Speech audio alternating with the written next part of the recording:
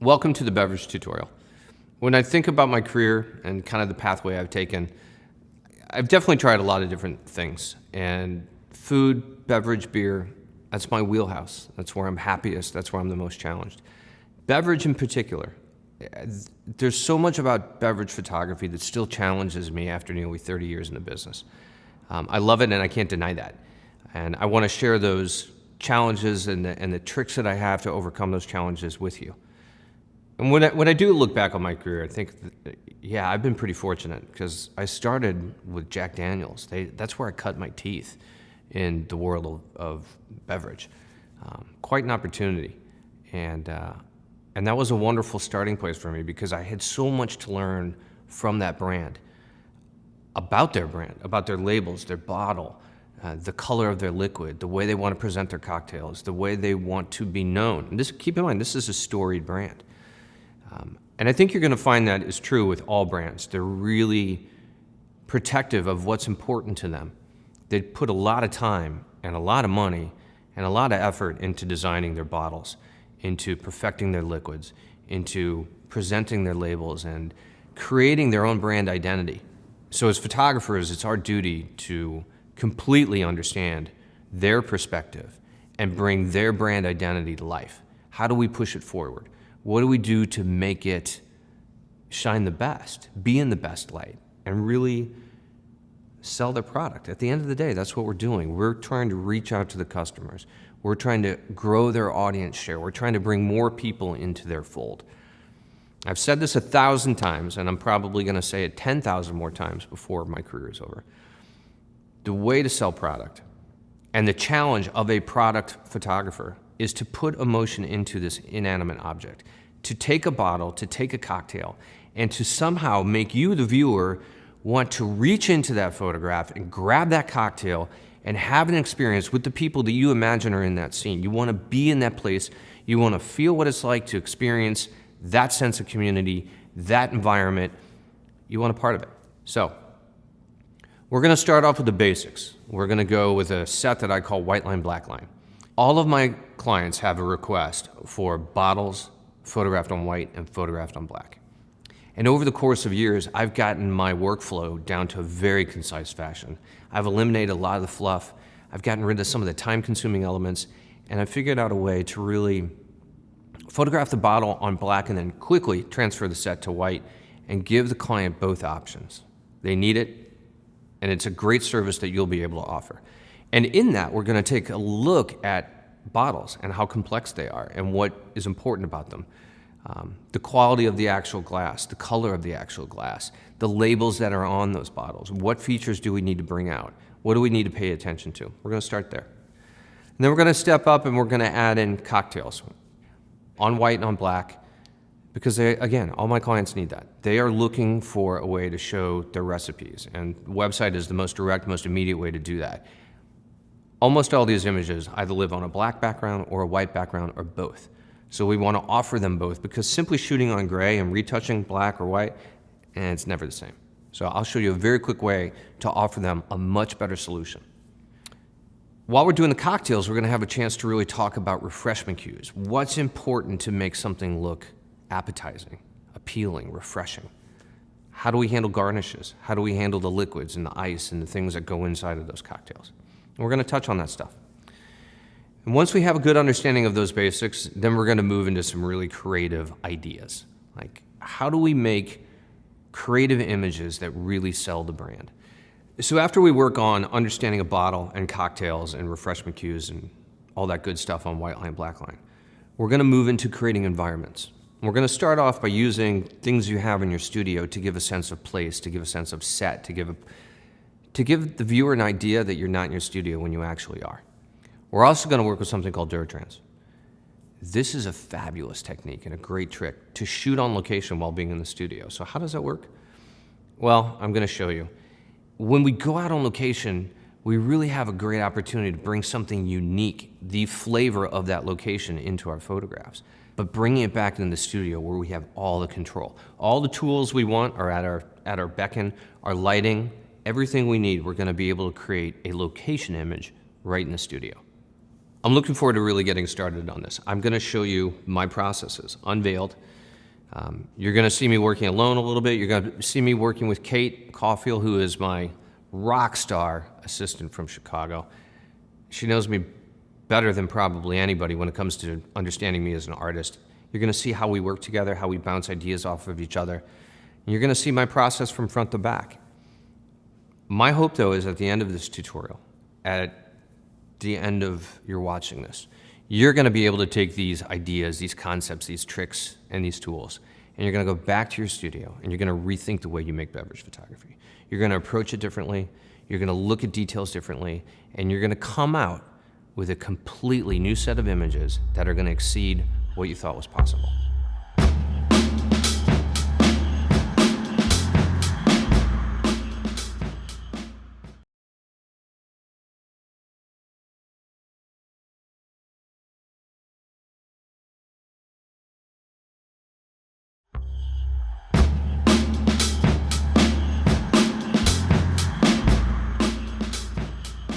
Let's go through the tools that you're gonna need to really make beverage photography sing, all right? It's not a ton of stuff, it's not outrageously expensive, and yeah, I've got a studio full of good gear and good junk, but we can kind of distill this down into some things that are gonna be important to you that's really gonna make a difference to the way your cocktails and your liquor bottles look.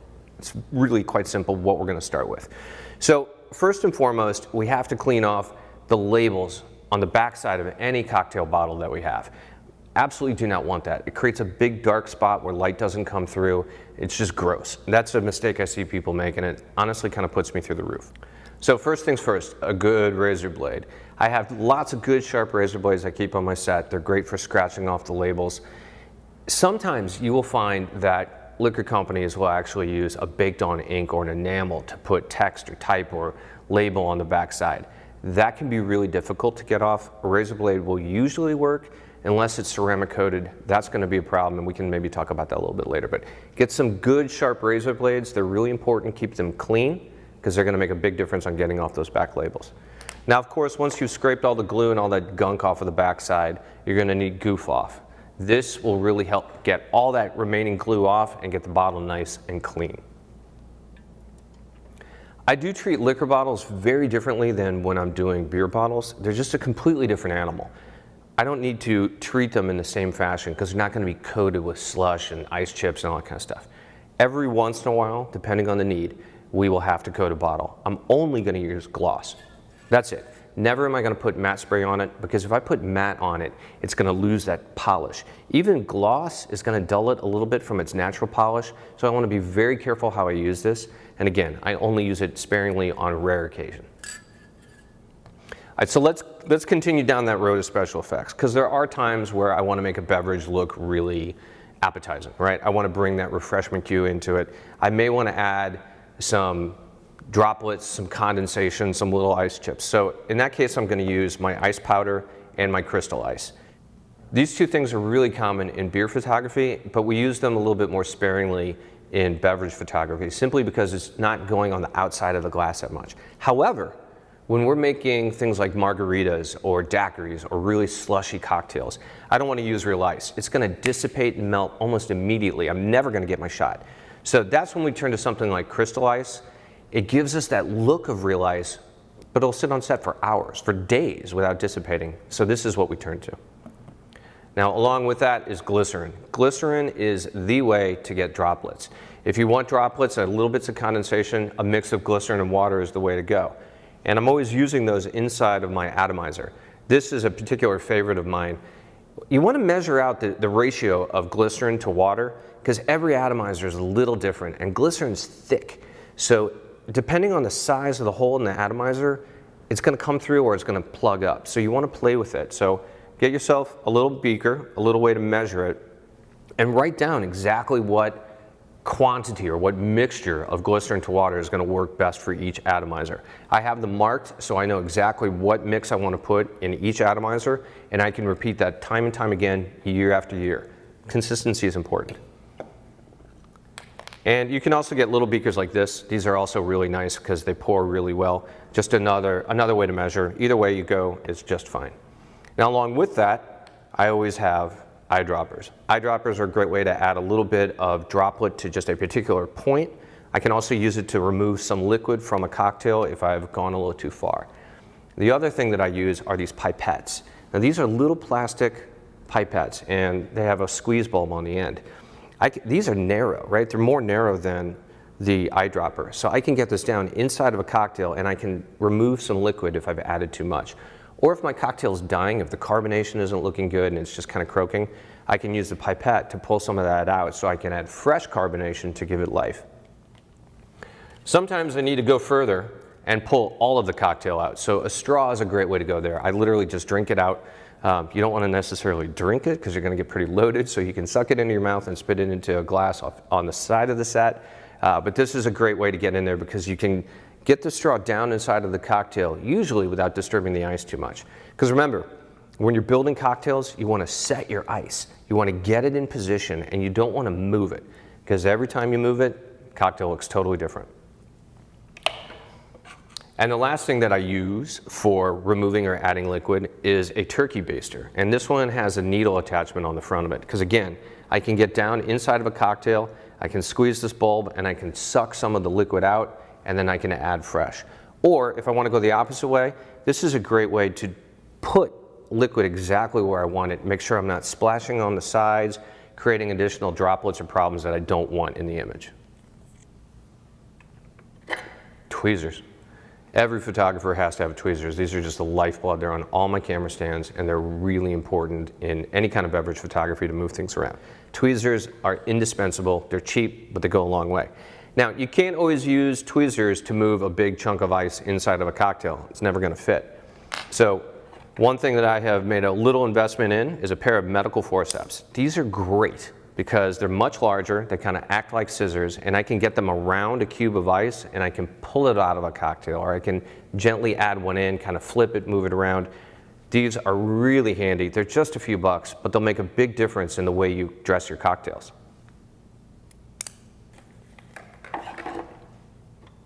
A flashlight. Yeah, flashlights are really good for several reasons. Sometimes in the studio it's really dark, my lights are down kind of low, and I need to use this for focus. I can shine right on my label and I can get a little bit extra light to help me focus.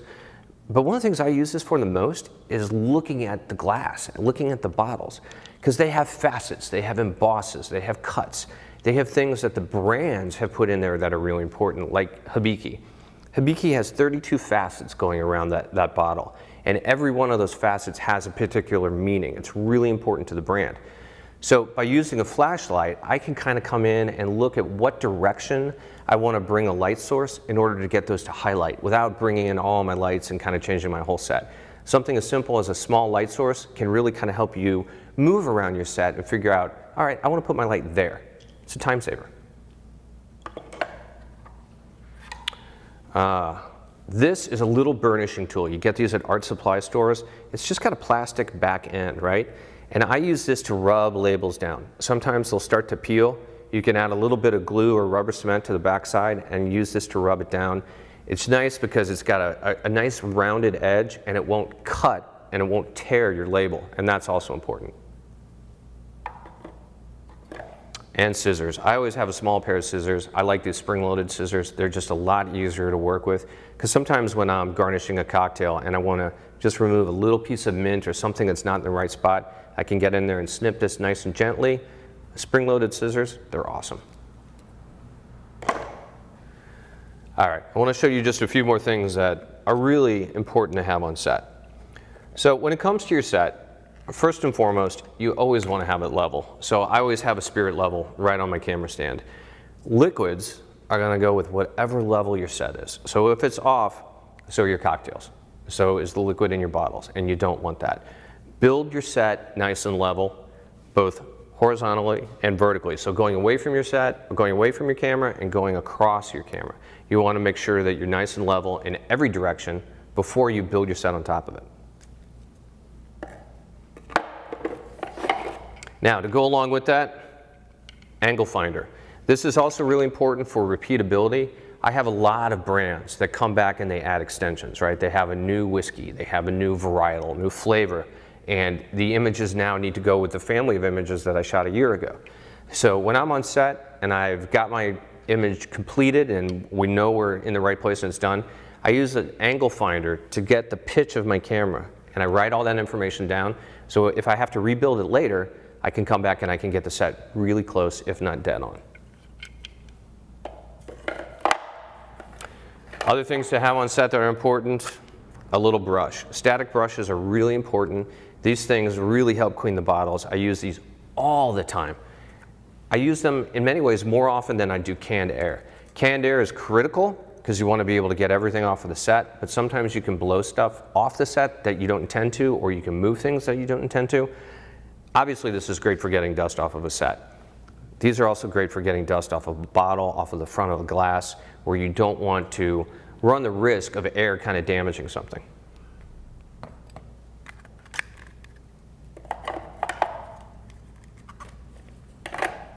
Now, sometimes we have cocktails that are hot, and it needs steam coming up off of that. One of the ways we can do that is simply to use smoke cloth. It's basically like canvas that's been soaked in some sort of chemical. I'm not exactly sure about the science behind it, but I know it works really well just to give you that little bit of steam coming off of a cocktail. Simple tool, great effect. Glassware. This is a big thing for me. I hate cheap glassware. I just hate it, hate it, hate it with a passion, because I can see it so clearly on set that it's not good. It doesn't have the quality you need to make a cocktail really look heroic. They've got to be heroic. I mean, you're shooting images for the brand. The cocktail has to look good, so invest in good glassware. One of the things that I have found over the years, particularly cheap glassware, if you have stem glassware and you rotate the base, you're going to see it actually lean a little bit. There is going to be a side where it's just slumped. I think that one of the things that happens when glasses are made, they're put into a mold, right? They're blown right through a mold and they're pulled out. And they can actually start to slump a little bit. Just slight movements, not huge, but slight. That can cause parallax when you're actually on set. You can kind of see those things kind of moving a little bit. So when I'm actually composing my image, I have the cocktail glass out there. It's always dry, it's empty to start with. And I'll put it out there and I'll rotate it. And I'll look for the best side, the side that to my eye appears to be the straightest and has the most clarity. That's where I want to begin when I build a cocktail glass. So again, always invest in really good cocktail glasses. It's going to go a long way to making your images much, much better. So there are a few things that we need to have when it comes to accuracy on mixing a cocktail. I want the cocktails to be pretty close to identical to the recipe, mainly to cover the client for legal reasons. There are times when we fudge that and stretch it because a particular liquid can be really dark and the light will come through it, so we may thin it out a little bit. But for the most part, get a jigger, make sure you measure and try to follow the recipe exactly. If you can do that, you're covered, the client is covered. If there's any kind of question later, because we live in such a litigious society where people are like, well, my cocktail doesn't look like what you did. Oh, okay, sorry, but that's the exact recipe. You always want to follow that as closely as you can. So I do use jiggers. They're in a variety of different sizes and shapes, and they're an important thing on set when you're actually mixing the cocktails. Another thing you can get are little cocktail skewers. These are basically props. There are tons of different sizes and varieties of them. I have them in a million different types just to give a little bit of interest, a little bit of character to your cocktail. I also use a stir stick. Now this is important too when you want to mix a cocktail. If you don't want to shake it, shaking adds bubbles. It really changes the actual way a drink looks. So these are really nice. They're the real deal, and you can just shake up a cocktail.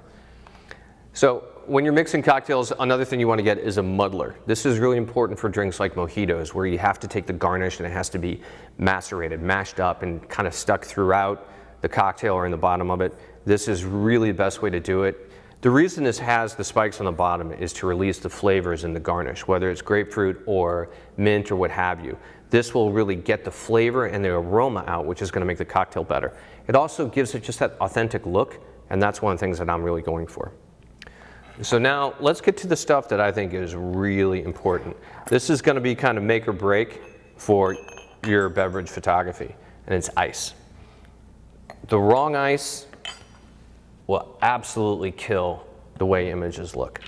I see people make mistakes. This is just small ice, It's plastic, it's super cheap, it's super gross. It comes in a variety of shapes and sizes. I actually have these and sometimes use them as filler, particularly if I'm doing a shot where I've got a cooler and I need a whole bunch of ice. I'll use these as filler down below, but man, I've seen people use these as actual hero, larger ones than this, and it's terrible. Plastic ice just absolutely will tank an image and it just won't look good. Invest some money in some decent ice, and I'm gonna show you the real stuff. So, this is a collection I've had for a long time. So keep that in mind. I've had this for a long time, I've been doing this for a long time, so I've had the opportunity to really kind of collect. This is a monstrous container of ice, and I love it, and I think you guys are gonna like it too. So this is my hero ice, and it's in this container right here. This is all very high quality acrylic ice. It makes a huge difference on set if you've got good ice. I have them in a variety of shapes and sizes, everything from kind of melted cubes to more defined cubes to odd shaped rectangulars to shards. And I really, really prefer the shards. To me, an ice shard just kind of has that feeling of being natural, being relaxed, being authentic. So that's why I go with these. They're not the cheapest things in the world to buy, so you can build it up over time. Buy a few at a time and then keep going as you get further and further into beverage photography. There are a couple different varieties. You can get glass ice and you can get acrylic ice. The glass ice is even more expensive. It has a tendency to actually fracture a little bit easier than this stuff does. So ice is really important. This is one place where you definitely need to not scrimp. Invest in some good ice because it's going to go a long, long way. Now, one of the things that you'll find with ice that can be problematic is the use of polarization, particularly acrylic ice. I use polarizers all the time. They're just the secret to the success of my images, why they look so crystal clear, why the highlights are controlled. It really changes the way that I have worked. So polarization is really important, and I use a couple of things. I use polarizers on my actual camera, right? I have a matte box, a Lee filter holder, and inside of it, I put the 4-inch square polarizing filters. As I rotate this, it changes the highlights. I can knock them down on my set and I can really control things. I mention this because it also does change with ice. Ice has so many different facets, so many different surfaces, and as you spin this, you'll see changes in the ice as well. That's something you really want to pay attention to as you're developing your style in beverage. You want to look at the ice, make sure it's good, because one thing that can happen, you can wind up with this really weird rainbow effect. It's just the polarization you got to work with a little bit, usually moving the ice in order to change it. Polarizers are so important to me that I also actually have them on my lights as well. Dual polarization is something that I will go through in great detail. Having a gel on my actual light allows me to control every light. I can control the highlight coming off of every single light on my set. That's so important because one of the biggest mistakes I see people make is they've got light kind of reflecting all over glass, all over the bottles and coming in weird places on the cocktail, and it's just not effective. You want to control that.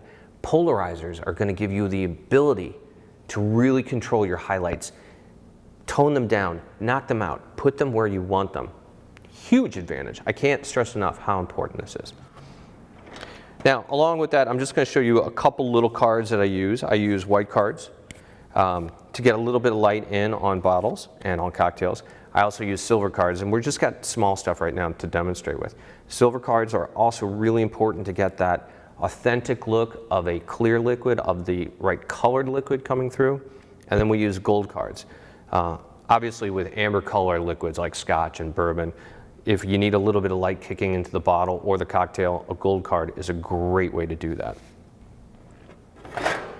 And one of the things I also use on set is black Plex. Black Plex is something that you're going to see in white line, black line in particular. It's a great way to really get nice reflection, clean reflection, and controllable reflection. I use it in combination with the polarizer. It's much better than using white Plex. White Plex actually tends to make reflections kind of milky and unbelievable. Black Plex is a pure mirror, and if I've got light coming in from behind it, you can't even tell it's black. It goes completely white. It's nice and clean. It's a much better way to go. The last trick I've got for you is how to bring real condensation to cocktails. Special effects are great, and they certainly have their place. Personally, when it comes to cocktails, I want to make it look as authentic and as real and as refreshing and as drinkable as possible. I want it to be authentic, so I use authentic condensation. I do it with a steamer. This thing is a cheap little tool in many respects. This one I think was about $45, $50. They have much bigger industrial ones. You can get the $200 steamer. I made the mistake of buying one of those things. It takes about 20 minutes to warm up. Buy the cheaper one. I'm going to show you how to control it, how to bring real condensation to your cocktails. It's going to make all the difference in your cocktail and beverage photography. This stuff's not super expensive, with the exception of the ice, and that's where I do want you to invest some money. But for the most part, all of these things you can get inexpensively, have them on set, and they'll make a huge difference not only in your workflow, but in the quality of the images that you produce.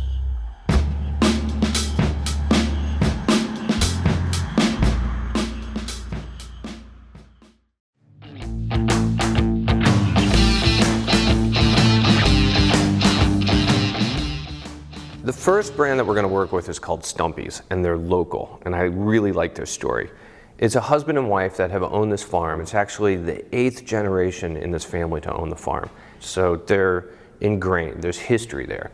But they were kind of evaluating their life and where they really wanted to be, and they decided they wanted to be in the bourbon game, that they wanted to grow their own grain, mash their own mash, and make their own whiskey. From grain to glass, they could control the process. So they bought their first distillery, had it shipped out from Colorado, pieced it together, and just began this journey. So I love the story from that point of view.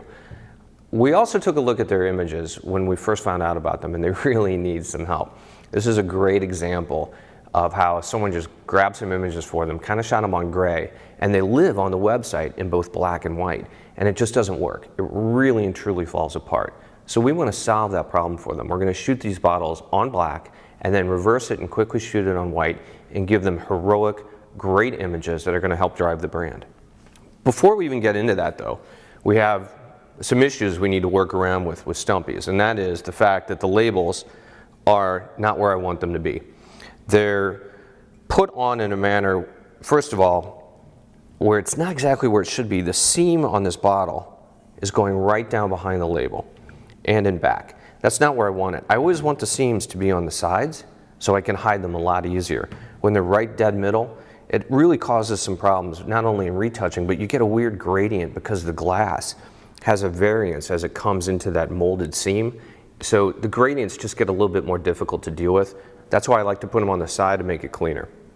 So let's start with my typical process, which is to get a good razor blade and go ahead and remove the back label. Because remember, if I'm lighting this bottle and I've got light coming from behind, that back label is doing nothing but casting a big shadow, just an absolute black spot with no light that completely tanks the bottle. That's one of the things that drives me up the wall when I see images where people have not removed the back label and you can see all that junk. It's terrible. So you got to do that first. Now, there are a couple of ways to go about dealing with labels on the back. So in this particular case, I actually want to remove all the labeling, right? I want to get the front label off, I want to get the back label off, even the neck label, because I want to reposition everything so the seams are on the side. That's something to absolutely look for. I also want to show you a trick. If you've got to work with only the front label, if the client hasn't given you a set of hero labels and you're stuck, there's a way to get the back label off without ruining the front. It's a really good little trick. But first, we're going to try to actually go ahead and take this label off. Now, I have done some experimenting with this, and this label is really, really difficult. If you look, I am actually really struggling to get this label off. The glue is tough. It's really on there. Sometimes you can get a corner and you can just start to peel, but in this case, the label's going to shred. It's going to completely come off. I'm going to have nothing but tears.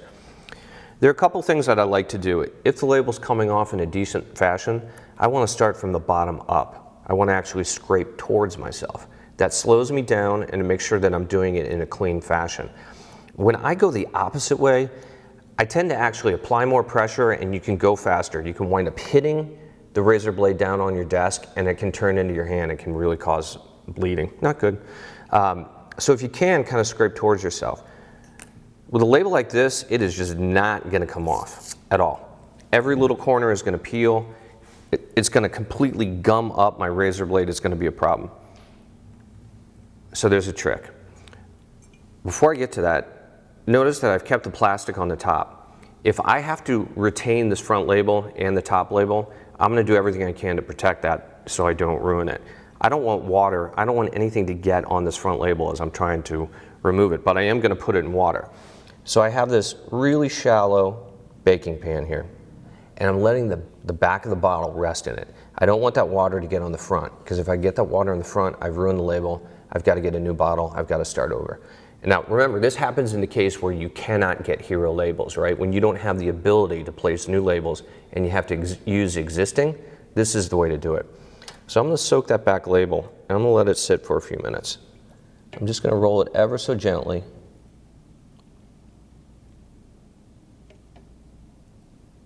And I'm also resting it against the edge. I'm trying to prevent it from rolling. I don't want that to go whoop and then cover the front label, because then I'm a mess. It's not going to work. Okay, well, that bottle is resting in the water. Let's go to one that I've actually already prepared. And you can see what a difference this makes. The back is completely clean. We've gotten off all the residue, all the label. It's nice and clean, which means I'm not going to have anything blocking light coming through. I'm going to have a good glow that's coming through my liquid. I have a new label on the front. I've lined it up so that the seams, the edges are on the side. That's going to give me a nice clean face to put the new label on, and we've put a new neck label on. Now again, I've tried to line everything up nice and straight. If I didn't get it perfect, when I'm on set, I can actually shoot for the main body of the bottle, and I can do a slight rotation to get the neck label, and then in post we can just merge those two together and we'll have a nice straight line between the two labels, which is what we want to do. We want to present this in its best, most clean fashion. These things are hand applied, so we try to get them perfect, but there's always room for a little bit of human error. So that's going to be our hero bottle, and we've gone ahead and taken off the plastic, right? That is not something I ever want to have on a photograph. Every once in a while I'll see somebody photograph it with the plastic on. Whew, makes me nuts. All right, so let's see how this guy's doing now.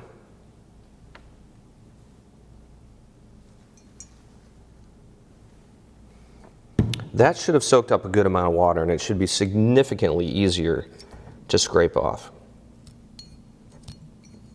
I could use a little bit more time, but you can see that I'm able to get in there and dig this out better. This is just one of those labels that's really going to take time. You can see how it's coming off in just pieces, and it's kind of gumming up my razor blade. So what I want to do, I want to grab the razor blade and I want to pull away from the edge and get that glue off so I can go back at it and continue to take more off. It's just a process. Oh, it's much better down here. You can see I'm getting through that much better to take it off. It's a lot easier. I also tend to pull hunks off, keep it out of the way, and just take a little time to go at it. I try to get as much glue off as I can with the razor blade. I'm going to have to go back at this with Goof Off to get the residue off, but Goof Off kind of breaks down that glue, it makes it kind of gummy and almost spreads it around. So the more I can get off with the razor blade, the cleaner I'm going to have it when I go to the Goof Off process.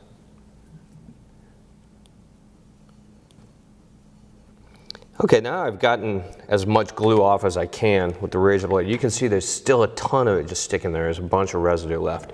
So that's when we turn to our friend Goof Off, or a citrus cleaner, or anything that is made to get off glue. We're going to soak a little on a paper towel. Now again, I don't want to just pour it onto the bottle because it's going to run down onto the front. It's going to ruin that front label completely. So I put a little on a paper towel and just work one section at a time. It takes a little time to get it all off.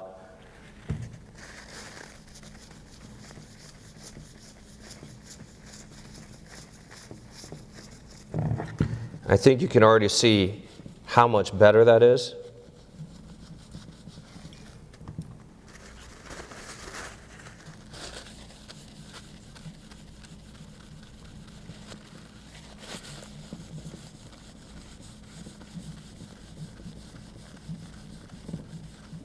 Now this is a point where you really want to stop and look at it in good light, because if you just look at it, it's like, oh yeah, that looks pretty good.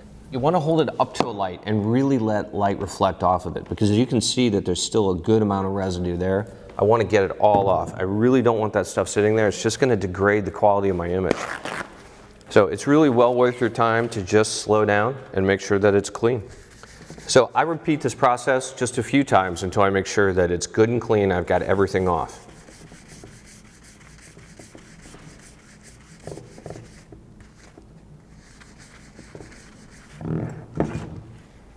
Okay, so I feel pretty good about where this is sitting. The last thing we would need to do is remove the plastic off of the very top. Then we can build our set and start working on white line, black line.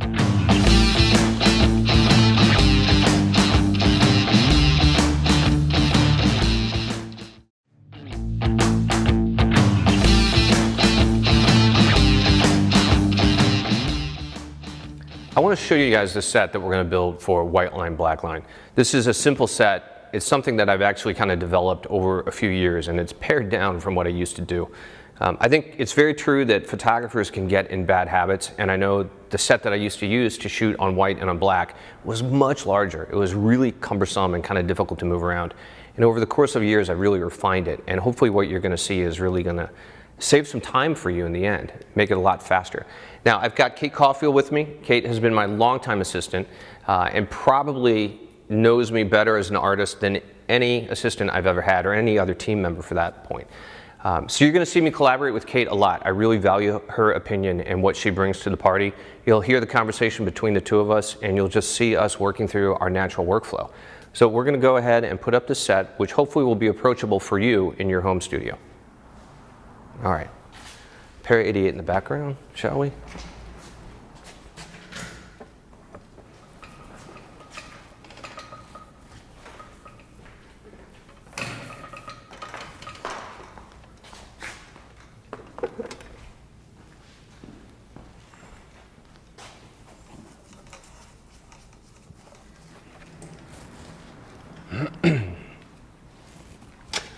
So let me give you a quick rundown of what we're putting together.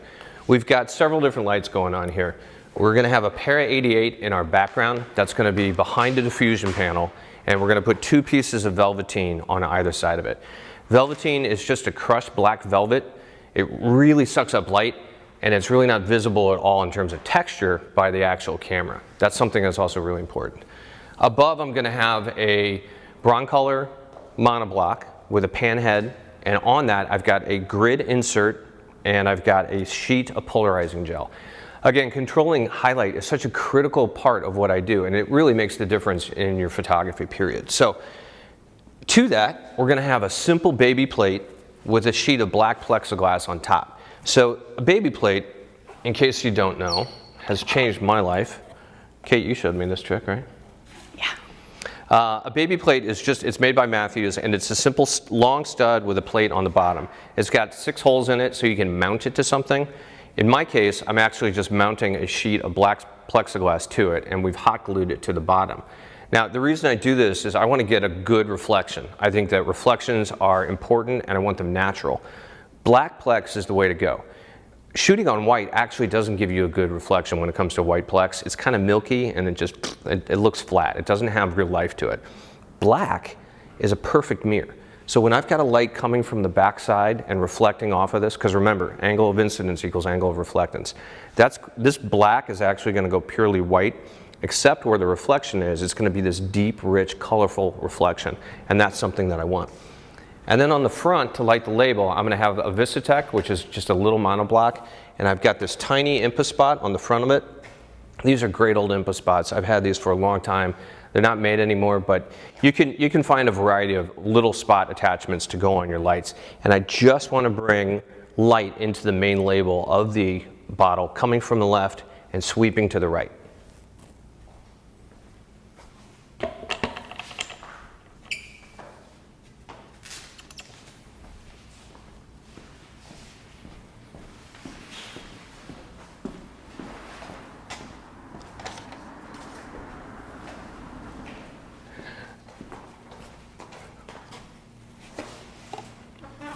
Okay, so one thing I want to remind you of, your set has to start off level, right?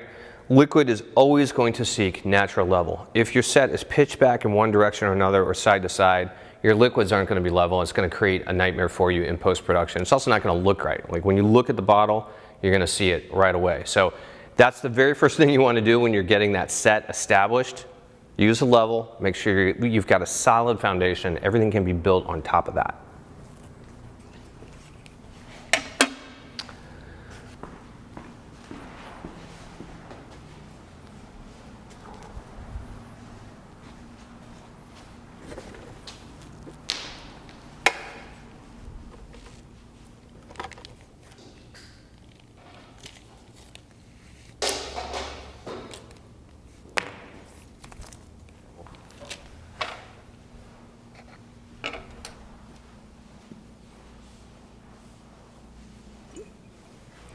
So what I'm doing right now is I'm taking a little bit of stickum wax and I'm putting it on the back edge of my bottle. I don't want my bottle to slide off the set because this plexiglass is super slick. So I'm going to set this out here. This is going to be our stand-in while we get our light ready.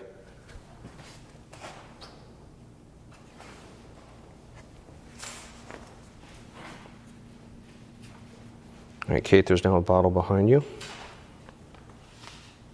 Cool. You need more tape? No.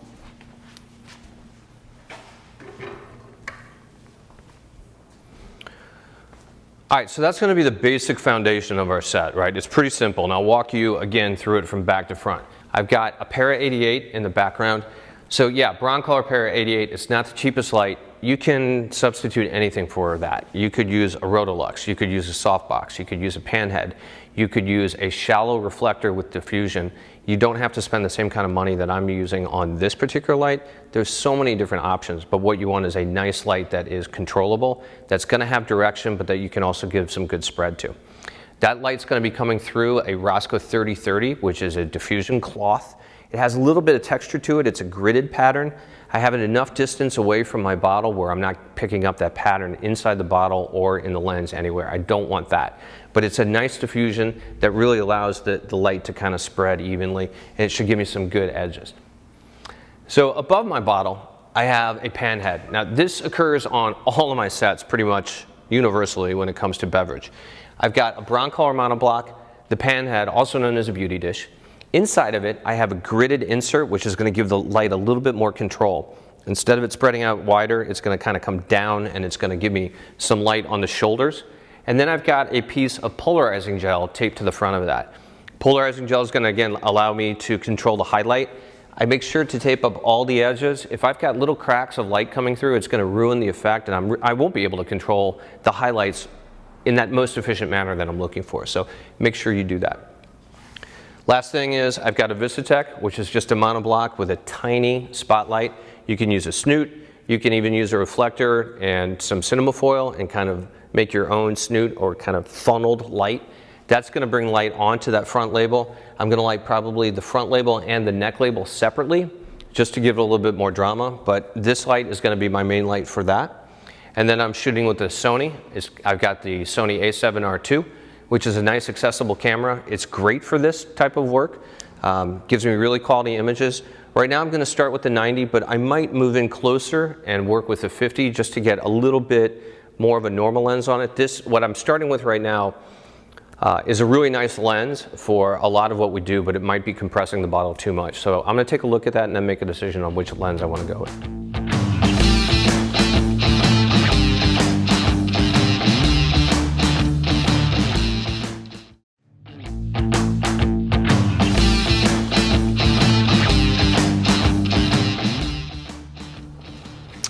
All right, so now that we've got our set together and we've got our hero bottle out there, we can really start to walk through and create the image that we want.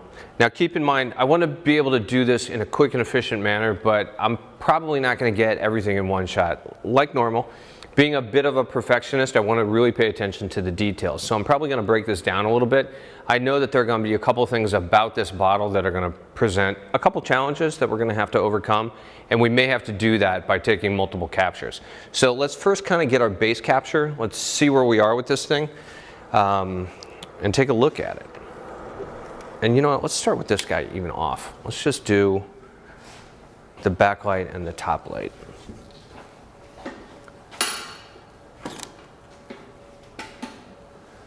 It's not bad. Not bad. All right, so straight out of the gate, this is not bad. Remember, I'm going for white line, black line, right? So white line, I want to create these white lines that are going down the edge because I want this bottle to be able to live on a black background and feel that it belongs there. So I need black saturating coming through that bottle, but giving me good clean edges so we can drop it on. So a couple of things that I'm seeing about this that I really like. One, I'm definitely getting nice highlights. We could probably up the exposure a little bit because it's a little gray. There's still a little tone in there where we can push it. And I've got good highlights in the neck. That's also really nice. One thing that I know is going to cause a problem for me, even though I've got a polarizer on this light and a polarizer on my camera, I am going to have a hot spot somewhere here in the middle. And the reason I'm going to have a highlight still, remember, polarizers work on planes, right? You can kind of slice through it. So think of this as a sphere, and you're rotating that polarizer, and you're picking the plane that you want to polarize. Well, because this bottle actually curves up this way and then this way, there's multiple facets. It's going in multiple directions, so there's not a single plane that I can kill. So I'm going to have to rotate it around and kind of play with it. We may even have to use a black card just to knock it out a little bit and do it on the separate capture. So I already know that that's going to give me a little bit of trouble. The other thing I don't love, we're starting to get some nice glow in here just because of the shape of the bottle, the way this is made. We're getting a lot of dark that's sucking up in the inside. We're not actually getting much light coming through there. Obviously, we've got black behind it. So we want to go old school and actually put a gold card in behind it. I want to hide it and get that to glow. And I want a gradated glow. So if you remember me talking about labels before, to me it's really important to light a label in the right way. I always bring my highlight on the left side and have it wrap around to the right side of the label as you would read. To me, it's just that's a really important thing to do.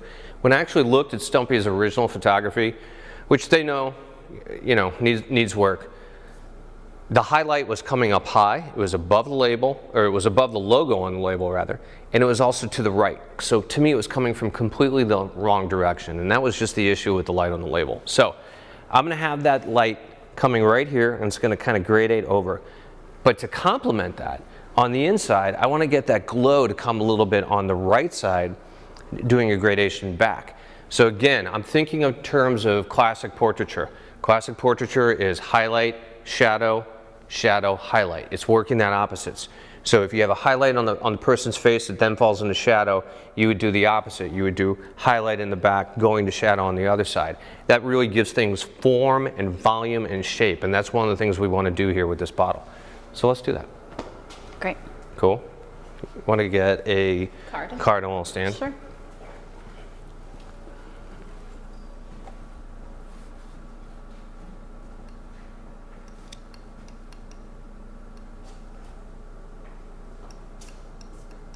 Yeah, I don't think my camera's totally level. I'm a little cockeyed.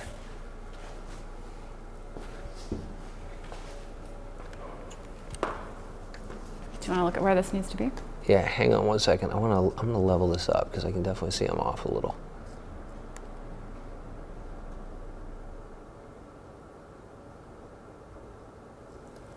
Let me just pop that and see if I'm in a better spot. See how it's listing a little? Still is.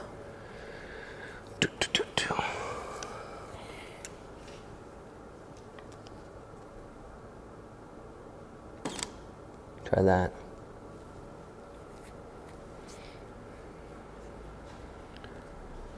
Still leaning a little bit right. A hair. I think it might just be because as I tighten the ball head, it just kicks in. So we might want to just do it in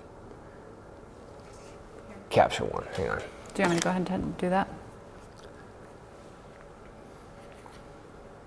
It's better? Better. All right. You're going to plop the gold card in there? Sure. All right, so Kate's going to bring a gold card in here, and she's actually going to pick up the light from above. This is one of the main reasons I always have a pan head above. It's also one of the main reasons that there is a grid inside of it. I want to push that light down. It helps give shape to the shoulder, but when I need to push light into the liquid, that's the best source to get it.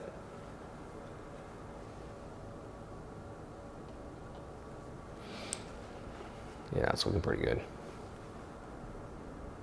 The card needs to go to your right because I'm getting a little bit on the left side. That's good.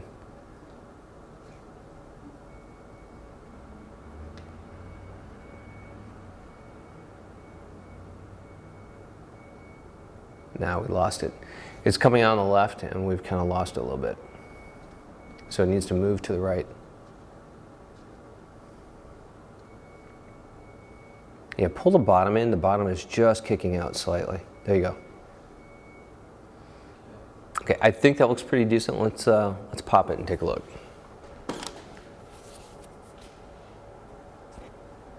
No, we're not quite catching enough. I think you might be polarizing it out. Am I? Yep. All right, so here is a great lesson in polarizers. I'm going to show you something here. So again, polarizers are taking the plane and they're knocking it out. And I'm trying to knock out some of the highlight on that curve coming in that neck. It's also polarizing out the light. So that first shot you can see we have almost no glow. Let me rotate the polarizer slightly. Slightly again. Slightly again. Slightly again. And you're going to see several things happening. That glow that's coming from the right side of the bottle inside is getting brighter and brighter with each take. But that glow is getting much nicer. That's pretty closer. even now. Yeah, and it's not quite going down enough.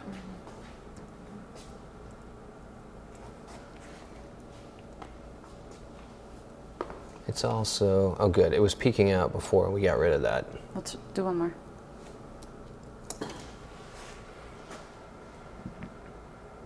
Ooh, that's looking pretty good. Look at that highlight, it's screaming. So there are a few things that we're noticing here, and I'm gonna kind of walk the computer mouse around the image. So there's a little white line that's coming down here that's kind of pulling my eye. That's actually this stand. It's nice if you can have black camera stands or any of your equipment if it can be black because it will help hide. So we're gonna have to go ahead and put black tape on that because I'm getting a line in there I just don't want. I could easily retouch it, but why not put Duvetine or black tape or something on now and just do it in that single shot. Again, I've got this highlight here that's pretty harsh. I'm probably gonna knock it off with the card or retouch it slightly. And I'm getting these little bitty corners that are caused by the card. That's okay, it doesn't bother me all that much. I can actually work with it in post-production, kind of fudge it a little bit. Are you just gonna clip that on? Yeah. All right, you know what? I think it's time to bring in a front label light too. What do you think?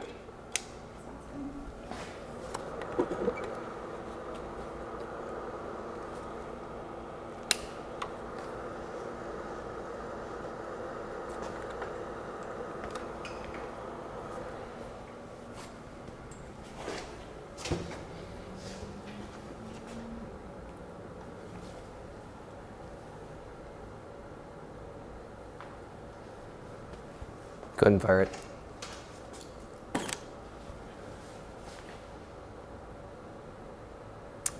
It's really strong. Uh-huh. Yeah, it's really strong and I'm getting a huge highlight off of it. So, whew. Our ugly highlight is gone though. Our ugly highlight is gone, which is very important. You know what? I'm gonna bring this in though. I wanna make it a little bit more dramatic. I'm gonna turn it down. I'm gonna feather it. Fire it.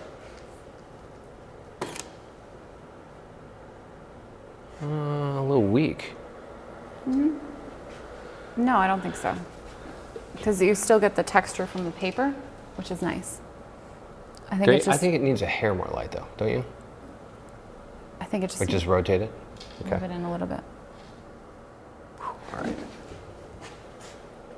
Will you rotate this guy for me? Let's see if we can kill that highlight with the polarizer. Go ahead and go. Opposite way. Quite a bit. Keep going, stop. Right there. Okay, so we're making a couple adjustments with the IMPA spot. I want to bring that light onto the label. I just want to feather it across. Go ahead and pop it.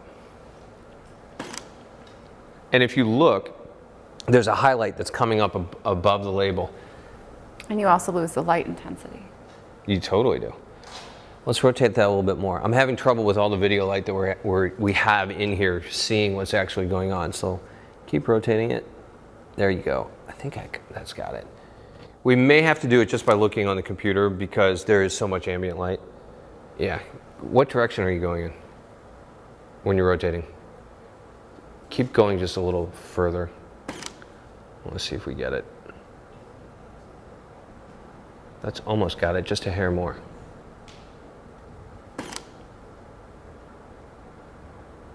That's got it. Good. Would you like a little bit more power now? Yeah, definitely.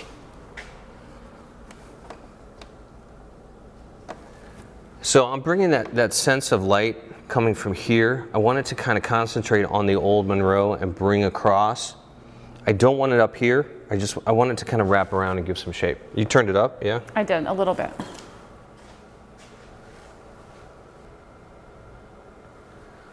That's pretty good. You know what I noticed we have now? Blammo.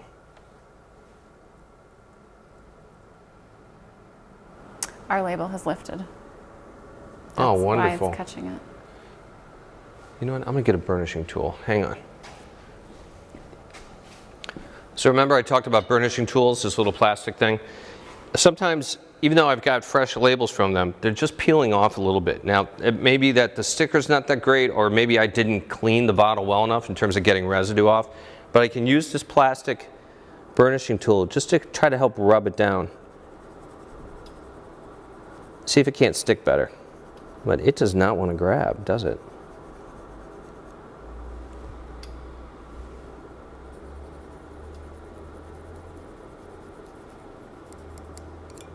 We're gonna have to watch this. We may have to change it out.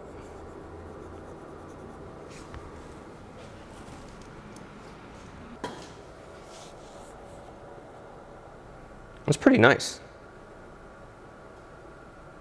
So obviously, the base is really weird. It's glowing, it's gold, that's not what we want. We're gonna have to pull the gold card out and just do another one for that. But for the most part, I'm liking the body of the bottle. I think I want to bring the power up on this guy a little bit because it still looks a little yellow, a little grayish.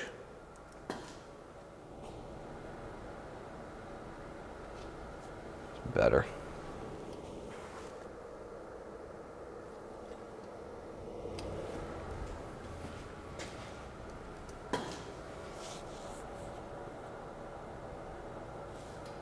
Like it? Yeah. So the last move I made was just to take this light and to feather it away. So I'm actually only catching a little bit of it. If I were to stand and draw a straight line, the center of this light, of the spotlight, is hitting here, several inches away. So I'm actually only using that half of the spotlight to light up my label. It's feathering it, but it's giving me that nice gradation as it goes across. If I rotated it dead on, we get more of a hot spot in the middle, and it would just be really distracting. I don't love it. So it's nice when you can start to play with your lights and think about that in terms of feathering it, only using a part of the light and don't use the entirety of it. If you look up above, my pan head isn't sitting dead over the bottle. If it was, the middle of it would be right here. We're using this front part to get some light coming down, to give a little light on the neck label, to give a little light on the main label, but we're using the body of it in back to light up that gold card and push light through. So think about feathering your light. Use your light source, but not necessarily the entirety of the light source. You can play with it and get some of that edge light, which is really nice. We still need to bring up our highlights a little bit, so I'm going to turn up the light. Oh yeah, please. That's what I mean when it's good to have another set of eyes. I'm thinking about 16 different things about this bottle, and it's nice to have another set of eyes thinking about what else you can do to improve it. That's better. Did you come up a half? 4/10. All right. So now that the edges are brighter, I'm really going to go for the main body of the bottle. The label looks good, the edges look good, the glow inside is looking pretty good. Overall, it's a pretty nice shot. We're going to work on the base and the neck separately. Just going to clean this off with a little bit of air, and we'll grab this shot. All right.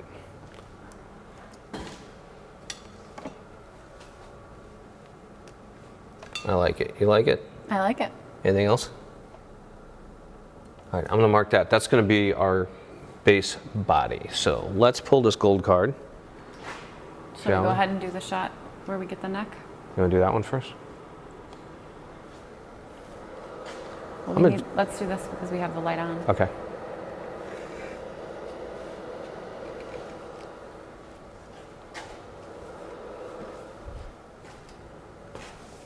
Ooh, man.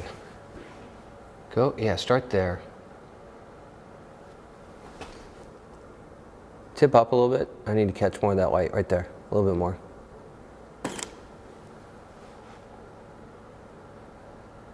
There's some better stuff happening in it. Ah, that's kind of interesting. You know what I want to do though? It's too strong, isn't it? It is too strong. But there's some interesting stuff going on in there. That gradation is kind of cool. And we need to get up a little higher. Do we have a black card in here?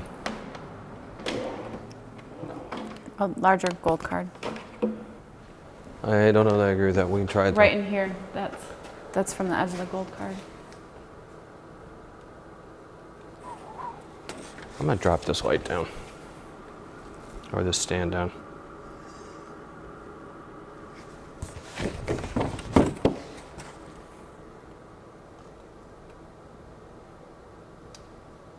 That's not bad. Hang on a second. At what point do I kill that highlight? Do I have it there? No, not entirely. You gotta keep going. Keep going. Really? Yeah, I mean, it's really far to kill it entirely. Okay, can I It's still... mostly gone there. Can I get the gold? Yep. Try it.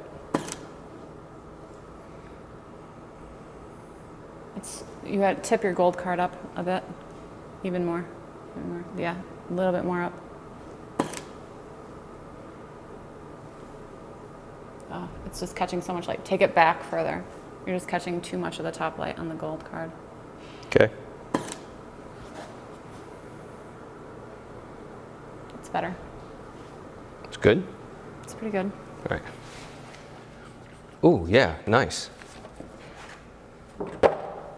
Oh, there's totally some stuff to work with in there. It's cleaner in here with the Yeah. larger card. Ooh, yeah, we're totally losing the edges. That's okay. You're not going to use that. No, that's nice.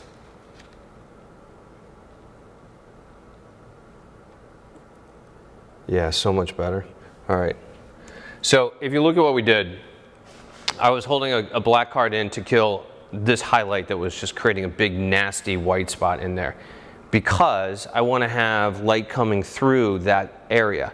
If I've got the gold card back here, but it's being blown out by the white spot, we're not doing ourselves any justice.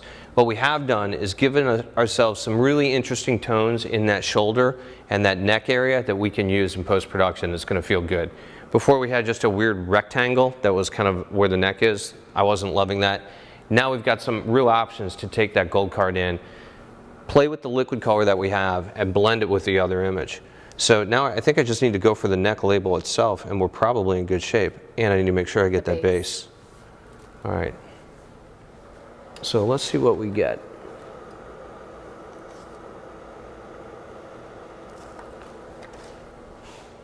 Go ahead and pop it. I don't want to touch the camera. Ooh, that looks good.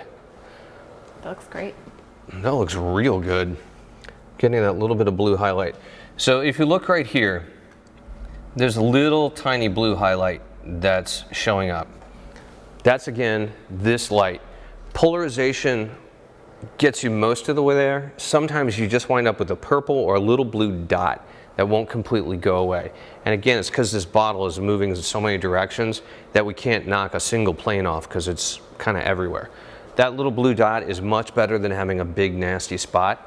That's an easy, easy retouch. Now, I definitely like what's going on in the base in terms of having just a little bit of color down there. It's a lot nicer, but we are getting two really weird white lines that are coming from the light that's bleeding through on the side. So remember what's happening. When you look at a bottle, the light that you see on the left side of the bottle is always coming from the actual right side of the set from behind. So it's this stripe that's creating the white line inside the bottle, but in the base, it's also creating that hot spot. We're getting it in two places. So I'm gonna have Kate hold a black card over here. We're gonna knock that out, and then we'll switch to the other side, knock it on the other side, and we'll just use those as a quick comp to make this bottle even better. All right, go ahead. Lower. Up just a little, right there. All right. So you're gonna see right here, boom, that light. I didn't get it all. Go up a little bit more, okay? Am I too high?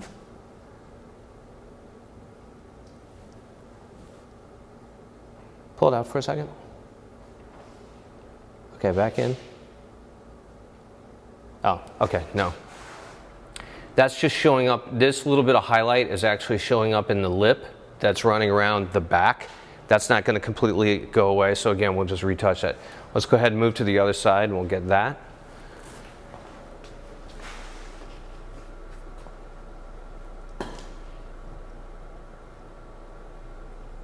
Better. It's giving me some bounce. I'm catching some of the black. Here, Oh, try. you're catching some of that. Okay. Try again. That's got it. All right. So I'm gonna mark that. That's for my left side. We still had a little bit over there too. Same thing. Let's go back and do that side again.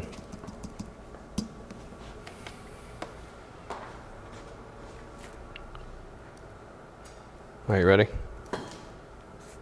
All right, awesome. That's gonna do it. So for this guy, we've got 4 or 5 shots, right? We're gonna combine a few things in order to get a really good main body where we've got that label that's nicely lit up and a little bit of the glow coming in from the opposite side, giving it that gradient and that shape. We're knocking out the little white hot spots that are at the bottom. We're doing another shot for the neck where we're giving a gold card to give some volume and some tone coming through that liquid. At the same time, we're also knocking down some of that highlight created by the pan head. And then the last thing we're doing is adding in the neck label. So 4 or 5 shots and we're gonna have a perfect image, and it didn't take that long. It's pretty kind of fast to systematically go through that. Now what we can do is we can actually flip this set very quickly, and we can turn it into a black line white set. So we're gonna have white coming through the center, black edges that are gonna give this a nice kind of sharp feel as it sits on a white background on somebody's website. Again, we'll have to fine tune the lighting the way we have here, but we can quickly do this versus completely building a whole new set, which is a monstrous time saver.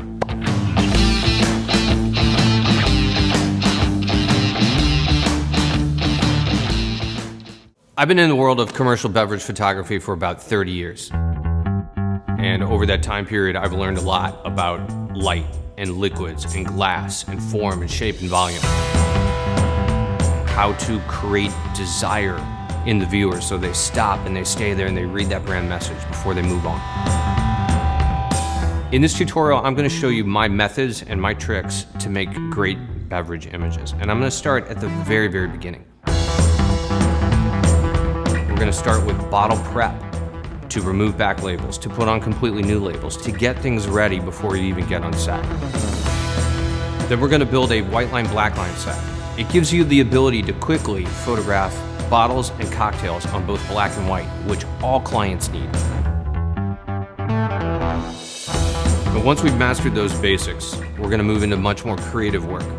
We build a storyline, we create character. So we pull things that are going to give tone and mood that all engage with the viewer. How you walk through making a cocktail look really good, but then how do you put that all together into a story? That's going to be the biggest thing that I can teach you through this tutorial.